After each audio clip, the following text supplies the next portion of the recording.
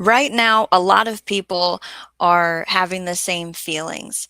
It could be a mix of hope, it could be pressure, it could be a quiet concern about the future, right? So, here in 2026, gardening isn't just about what looks good, it's about what lasts. So, today, you and I are going to talk about what's actually trending in gardens this year, but not on social media. Okay, I want to talk about real life, what to grow, how to think about food, and why the grow to share mindset matters more than ever. This year, we're not going to let fear control us, okay? And this conversation isn't about fear. This is about readiness. Every year, there are plants that trend, right? But 2026 is a little different. Every year is different. The weather's different. The people are different. The biggest trend isn't a plant. We are going to talk about our mindset.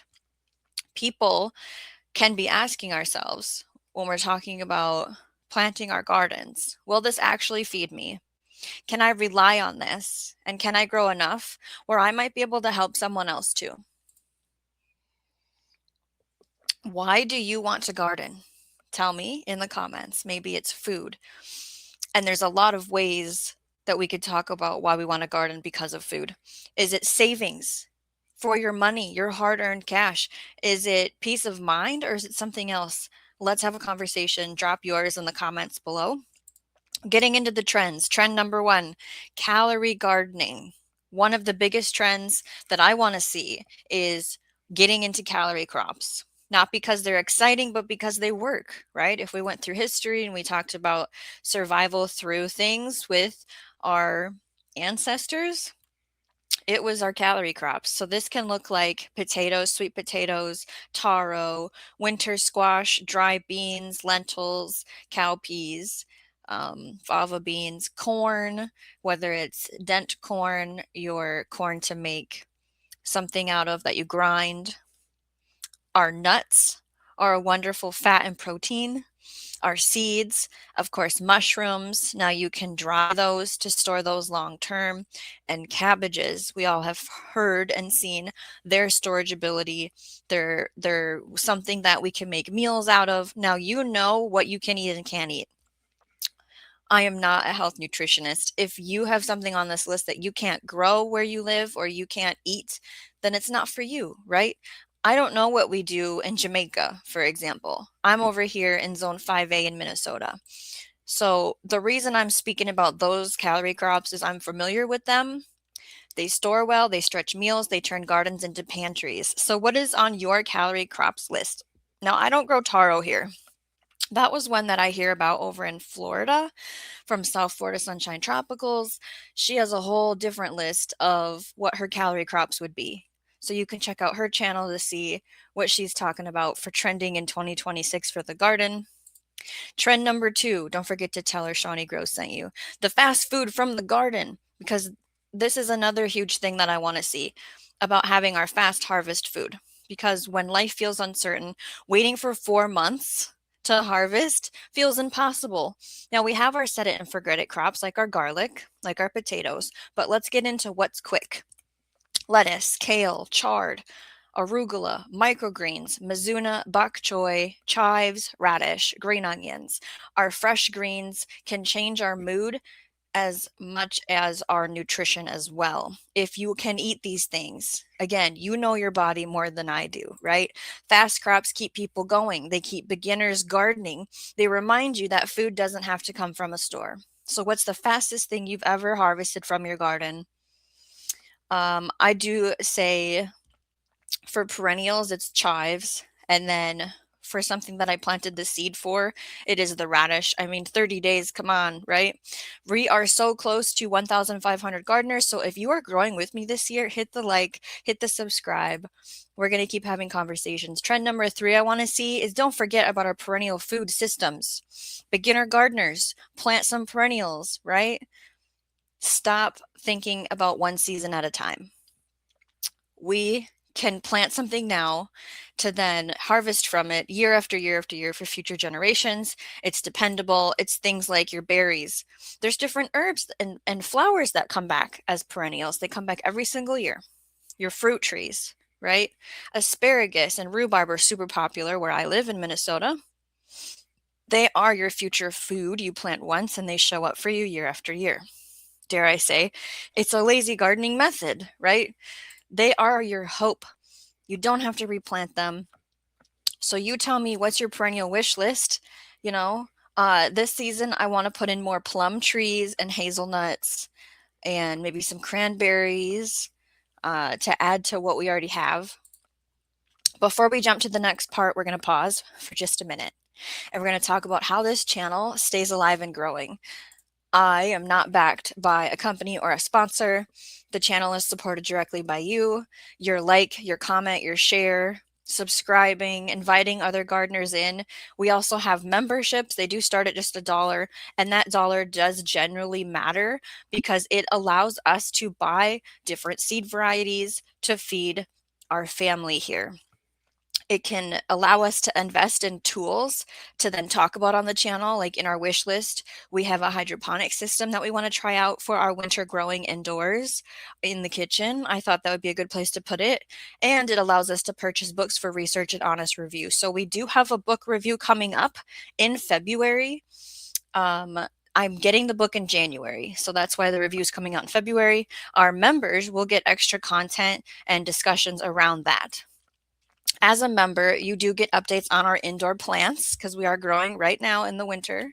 Posts about why I started this channel. There's a whole video explaining it. What I'm learning, sometimes there's printables in the post section. It is a place where you can share photos of your gardens too, and we can talk about it. It's a priority space to ask questions. Back to the trends, I want to see plants that do more than one job. Okay, plants that earn their keep, they earn their space. Calendula, sunflowers, nasturtiums, chamomile, yarrow, thyme, sage, bee balm, rosemary, they are food, they are medicine. They bring in pollinators, they bring in beauty, all in one plant. There's more than this list, but because gardens aren't just survival systems, they are emotional support systems too. Beauty is not extra, it is necessary. I want you to tell me, what is this list? What is your plants that earn their space, right? Do you have plants that maybe you didn't know you could also make a tea out of them? Or maybe you didn't know it brought in a different type of bumblebee than you're used to seeing? Like, what have you seen? What works for you? And I'm going to share just another really simple way to help to support the channel, especially if you like the tangible things. Shawnee Grows merch store has stickers perfect for your seed bins, puzzles for winter nights, and of course we have different attire as well. Trending thing number 5 for this growing season, let's encourage seed saving and skill building. People are learning to save seeds again, learning what grows well in their climate, not just what's popular online, not just what's pretty in the seed catalog, right? We have to keep the seeds going. I've talked about this definitely during Thanksgiving time. Robin Gardens, fantastic channel, did a collaboration with me about seed saving basics. We showed what the seeds look like for different things, how to get them off the plant, how to prepare them for storage, how to store them. It was such a good show. Catch that after this. I'll put a link in the description. If you don't know how to seed save, here's a general, basic, easy beginner list. You can save seeds this year from marigolds, beans, zinnias, winter squash, cilantro, dill, sunflowers. When you save seed, you're not just growing food, you're growing independence. Please plan to start saving seeds. There's a huge emphasis on what that does to the seed's genetics. It learns your soil type, it learns your wind, it learns how much moisture and rainfall you get. It learns that growing space and you create something wonderful. Now, this year's theme for the channel is grow, feed, share. Okay, this brings us into the heart of everything we're talking about here on the channel. You grow enough for your household, you feed your family first. Okay, then when there's extra, you can share. Now, we had a whole live stream talking about different ways that to look like sharing, because it could be sharing your time, your knowledge, your actual seeds, your actual harvest. So I'll put a link to that in the description. We did a whole live stream talking about all the ways we can share. Now, these websites we talked about on that live stream as well. Fallingfruit.org is like a forager's map. You go onto the website, you look at the map, and you zoom into different places, and it'll tell you if somebody's seen an apple tree, a mulberry tree, a chaga mushroom, right? Farm Direct Minnesota is for all my Minnesotans. It is a fantastic place that started after 2020 and all the drama. You can go on there either as someone that wants to buy a fruit, a shoot, or a root, milk, eggs, cheese, protein, any of that, you can find it near you. And if you're a farmer, you can put your stuff on there for a small fee. And then this third one says ampleharvest.org. This is supposed to be a website where you go there and it tells you places that accept your harvest. Like if you want to donate your extra summer squash and zucchini and tomatoes, it'll have a list of things maybe near you, places that allow you to do that. Or if you want to receive, right? Maybe you're not growing a garden and you want to find a local pantry near you that might offer fresh fruits and vegetables like that from people's gardens, you can do both ways on that website. You can't pour from an empty pantry. Sharing food builds community faster than almost anything else. Gardening doesn't end at the fence, right? Gardening won't fix everything, but it gives you something solid to stand on. Skills, food, connection. If you're growing in 2026, you're already ahead. We are in the planning stages. We're writing on our seeds. We're talking about blueprints. We're ordering seeds. We're going to do lots of seed hauls and planning conversations here on the channel. So don't forget to subscribe.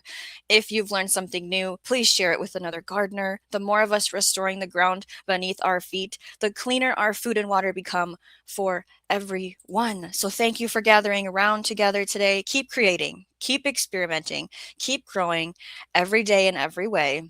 If you want to see the systems behind what I talk about here, I have a playlist. It's called Garden Tours. You can check that out after the show. You can see what I actually grow in my garden, which is not where I live. It is away from home. I have to travel to get there.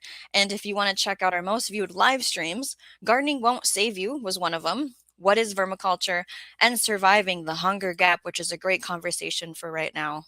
I'll see you in the next one.